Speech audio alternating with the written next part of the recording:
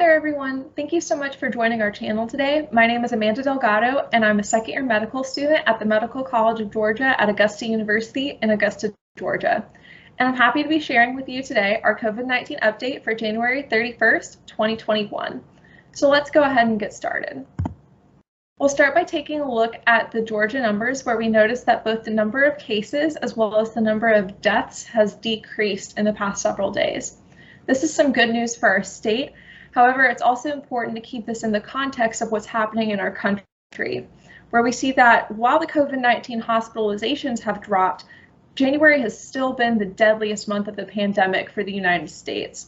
The 7-day average of the number of cases in our country is about the same right now as it was on December 1st.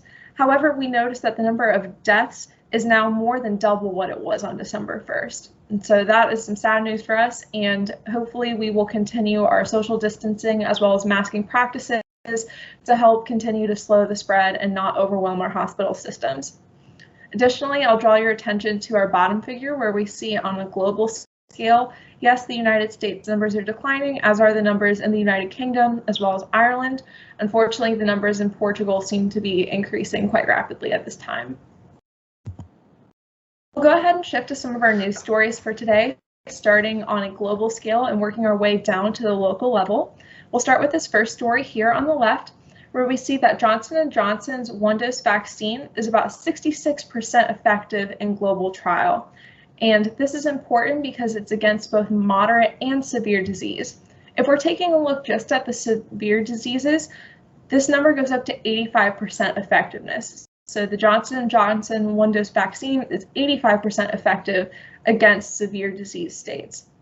And this is important because with a growing number of individuals having the severe disease state, having a vaccine that's effective against this will alleviate a lot of the stress and human suffering and death that's happening at this time. It's important also to keep this in the context that this was a global trial, and so in different countries, the vaccine actually had different effectiveness. For example, in the United States, the Johnson & Johnson vaccine was about 72% effective. In Latin America, it was about 66% effective. And in South Africa, it was only about 57% effective. And so, of course, this is important to keep in mind when we're evaluating the efficacy of this vaccine in the global trial.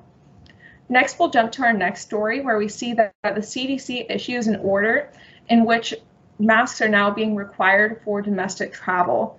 And so this order was placed on Friday, and the requirement is placed specifically to protect Americans and hopefully provide us with some confidence that we'll be able to safely resume travel, hopefully in the near future. And so this is just one of the steps that we're taking to ensure the safety of our fellow citizens when we're taking public transit.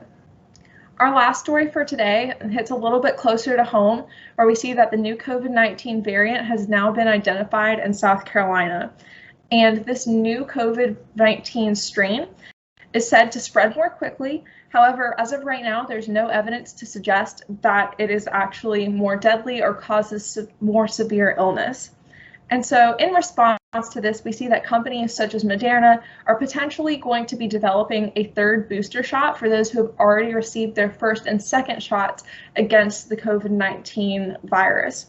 And hopefully this would be a tool that could be used to develop stronger protection against the new variant. And I think that wraps up our news stories for today. I'll go ahead and end on some good news. And so, as we know, Groundhog Day is coming up on February 2nd, and in many areas of the United States, there are celebrations that typically occur, and those will all be going virtual. And so hopefully we can all tune in to see if we'll have 6 more weeks of spring or winter.